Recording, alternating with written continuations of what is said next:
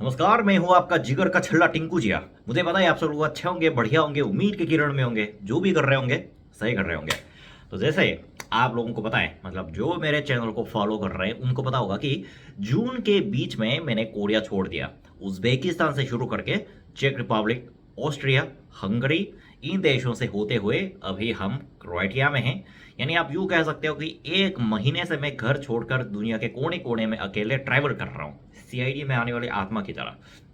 लेकिन मेरे सफ़र को ख़त्म होने में अभी भी एटलीस्ट 1.5 या 2 महीने का टाइम तो है।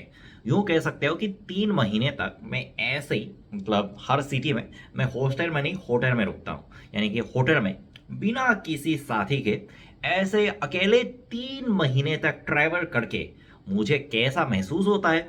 और आखिरकार आज के जैसे टाइटल में लिखा है कि मैं क्यों अकेला ही ट्रैवल करना पसंद करता हूँ, आज के इस वीडियो में सारा रीजन समझा दूंगा। तो आओ यार शुरू करते हैं बिना किसी हिरण के। तो देखो, ये मत कहना कि मैंने आज तक किसी दोस्त के साथ घूमने की कोशिश नहीं की।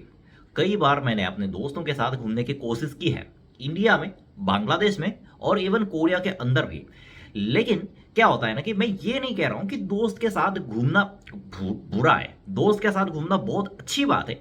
लेकिन दोस्त के साथ घूमना तब अच्छी बात होता है जब आप थोड़े छोटे दिन के लिए, मेरा मतलब 1 या 2 दिन या ज्यादा से ज्यादा 3-4 दिन के लिए कहीं पर अपने देश में मजे करने जा रहे हो, तब दोस्त के साथ घूमना एक आइडियल आइडिया हो सकता है, मतलब आदर्श विचार हो सकता है। लेकिन होता क्या है ना कि अगर ट्रैवल का टर्म 1 हफ्ते से ज्यादा हो जाता है, खास करके आप एक देश को छोड़कर दूसरे देश चले जाते हो, तो उसका मतलब यह है कि अगर मेरे साथ कोई और आ रहा है तो उसके साथ ना हमें थोड़ा बहुत मैनेज करना पड़ता है। यानी कंप्रोमाइज करना पड़ता है कि हमें एक दिन में, मतलब एक दिन के 24 घंटे दिए जाते हैं, 24 घंटे में हमें उसके साथ क्या करना चाहिए, क्या नहीं करना चाहिए। और उसके कई बार जो नखरे होते हैं, हर इंसान के नखरे होते हैं, मेरे भी होते हैं, तुम्हारे भी होते हैं, सबके होते हैं। यानी कि उनके नखरों को हम कितने हद तक बर्दाश्त कर सकते हैं और कितने हद तक बर्दाश्त नहीं कर सकते। ये मैं अपना एक अनुभव बता देता हूं। जब मैं अपने एक दोस्त के साथ, जिगरी दोस्त कह सकते हो, दोस्त के साथ बांग्लादेश घूमने जा रहा था। ये लगभग 1 हफ्ते का प्लान था। और जाहिर सी बात है कि एक दोस्त के साथ, मतलब एक ही इंसान के साथ 1 हफ्ते तक अपने देश में घूमने से कई बार नोक झोंक हो जाती है। लेकिन मैं तो बात कर रहा हूं बांग्लादेश जैसे पराए देश की। वैसे बांग्लादेश है बहुत अच्छा देश, लेकिन कई बार क्या होता है ना कि मानसून के टाइम पे इंडिया समेत बांग्लादेश में भी बहुत सारी कहर बरसती है, जिसकी वजह से कई बार ट्रैवल बहुत मुश्किल हो जाता है। मैं ऐसे टाइम पे गया अपने दोस्त के साथ, और कई बार क्या होता है ना कि सही में मौसम इतना चिपचिपा, और एक जगह से दूसरी जगह जाने तक इतने रिक्शा वालों के साथ चिल्लम चिल्ली, और उसके बाद जब हम दूसरी जगह पहुंचते हैं तो या तो मैं बहुत थक गया होता हूं, या जब मैं नहीं थक गया होता तो वो बंदा थक गया होता है। तो उसकी वजह से मेरा जब घूमने का मन करता है तो वो बंदा बोलता है कि भाई अभी मुझे आराम करना है, और जब मेरा सोने का मन कर रहा होता है, और कई बार वो बंदा बोलता है कि भाई अभी घूमने चलते हैं। ऐसी जो बातें होती है ना, यानी कि जो बातों बातों में जो टकराव होता है, 1-2 दिन तक चलता है। लेकिन जब तीसरा चौथा दिन होने को आता है ना, तो या तो आपके पास 2 ऑप्शन बचते हैं, या तो तुम उसके साथ एकदम जम के झगड़ा ही कर लो, या फिर तुम अपने रास्ते और मैं अपना रास्ता। ऐसे भी होता है।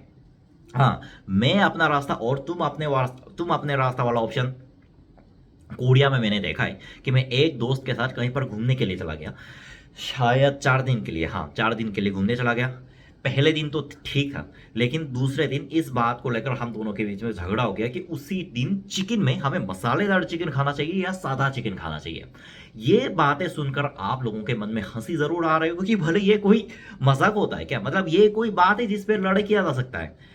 हाँ, ट्रैवल पे ऐसी छोटी छोटी बातों पर ना लड़ाई भड़कती है। मेरे को खाना था सादा चिकन, उसको खाना था मसालेदार चिकन। तो मैंने बोला कि अरे भाई, एक बार सादा चिकन खाने में क्या जाता है। तो वो बोलता है कि अरे एक बार मसालेदार चिकन खा लो, तुम मेरी बात सुनो। और पता है, जब उसने बोला कि तुम मेरी बात सुनो, तो मेरे मन में एक चिंगारी सी फूट गई कि जब वो अगर मेरी बात नहीं सुन सकता तो मैं उसकी बात क्यों सुनूं।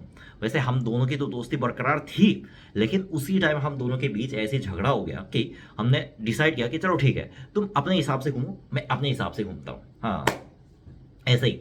तो यहां तक सुनने के बाद आप लोगों को ऐसा लगता होगा कि 3 महीने तक बिना किसी इंसान के अकेले होटल में घूमते हुए क्या मुझे कैसा लगता है। तो कई बार क्या होता है ना कि जैसे 3 महीने में 1 या 2 बार ऐसा अकेलापन का हिट होता है, जैसे मेरे साथ हंगरी में हुआ।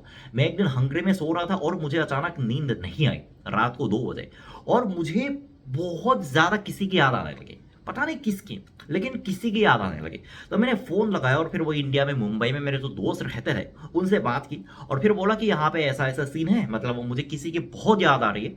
लेकिन उनसे लगभग आधे घंटे बात करने के बाद मेरे मन को फिर से शांति मिल गई, और उस हिट को सही तरह से ओवरकम करने के पश्चात अब मैं क्रोएशिया में अकेला भी बहुत ही ज़्यादा सही रूप से मज़े कर रहा हूँ, स्विमिंग कर रहा हूँ, खाना भी खा रहा हूँ और अच्छे से सो भी रहा हूँ। हाँ, ये होता है। देखो होता क्या है ना कि अभी मुद्दे पर वापस आते हैं कि मैं अकेला ही क्यों ट्रैवल करता हूँ। उसका सबसे बड़ा रीज़न ये है कि बेसिकली क्या होता है ना, मुझे बचपन से किसी और के साथ कंप्रोमाइज़ करना बिल्कुल भी पसंद नहीं था। जैसे मैं अपने हर वीडियो में कहता हूँ कि मुझे अकेला रहना क्यों पसंद है। ये बात ऑफ कोर्स अकेले ट्रैवल करने पर भी लागू होती है कि अगर हम किसी और को अपने साथ ले जाते हैं ना, चाहे वो लड़का हो या लड़की, इसका मतलब ये होता है कि हमें कहीं ना कहीं अपने पसंद को कंप्रोमाइज़ करके उसकी बातों को थोड़ा बहुत कंप्रोमाइज़ करके सुनना पड़ता है, जो कि 1-2 दिन तक ठीक है, चल चल जाता है यार, 1-2 दिन में क्या बड़ी बात हो जाती है। लेकिन 3-4 महीने तक उसकी बातें सुनो, 3-4 महीने तक उसके साथ मैनेज करो, मैं इसको सोच भी नहीं सकता भाई, सही में। हो सकता है कि आप लोगों के पले बड़े होने का माहौल अलग हो, लेकिन मैं जिस माहौल में रहा हूँ ना, खास करके मेरा जो बैकग्राउंड है, यानी कि मेरे जो लाइफ का बार सेट कर रहा हूँ, मेरा जो लाइफ का बैकग्राउंड रहा है, उसमें मैं इतना ज़्यादा अकेले रह चुका हूँ कि मुझे इतना ज़्यादा सब कुछ अकेले करने की आदत पड़ गई है कि अगर मैं घूम रहा हूँ, आराम कर रहा हूँ, सो रहा हूँ, और अगर मेरे बगल में मेरे साथ कोई और, उसके साथ मुझे महीनों तक कंप्रोमाइज़ करना, ये सोचने से ही मेरे दिमाग में ना दर्द पैदा हो जाता है। हाँ, देखिए मैं ये नहीं कह रहा हूँ कि किसी के साथ नहीं जाना चाहिए, ऑफ कोर्स जा सकते हो। लेकिन अगर आपका किसी के साथ ट्रैवल पर जाने का मन है ना, तो मैं एक बार ज़रूर कहना चाहता हूँ कि आप सबसे पहले अपने देश में किसी निकटतम गंतव्य के लिए कुछ थोड़े दिन के लिए ट्राई करो। उसके बाद अगर आपको उस बंदे के साथ कंपनी सही लगे, तब आप किसी और दूसरे देश के लिए या फिर और दूर के स्थान के लिए अपना ट्रैवल निर्धारित कर सकते हो। क्योंकि मैंने सिर्फ अपने केस में नहीं, मुझे लगता था कि ये सिर्फ मेरे साथ होता है, लेकिन जब मैंने अपने आसपास के दोस्तों से बात की जो अपने दोस्त के साथ घूमने चले गए, खास करके 1 हफ्ते से ज़्यादा टाइम के लिए, सबका एक ही बात कहना था। सबका कहना एक ही था कि या तो किसी ना किसी कारण झगड़ा तो होता ही होता है, और इस बात पे निर्भर करता है कि आप उस झगड़े को कितने अच्छी तरह से बर्दाश्त कर पाते हो, या फिर आपका व्यक्तित्व कई बार ऐसा हो सकता है कि आप वो झगड़े को बर्दाश्त ही नहीं कर सकते। तो फिर दोस्ती भी खत्म, ट्रैवल में भी मज़ा नहीं आएगा, और फिर ऐसी नौबत आ सकती है कि वो अपना रास्ता और तुम अपने रास्ते। बेसिकली यही मेरी वजह है कि मैं ज़्यादातर अकेला ही घूमता हूँ। ज़्यादातर कहाँ, अभी तो पूरे जब मैंने देश छोड़ा अकेला ही घूम रहा हूँ अभी तक। और रही बात हॉस्टल की, तो हॉस्टल में कई बार क्या होता है ना कि हमें कपड़े उतार के नहाना होता है।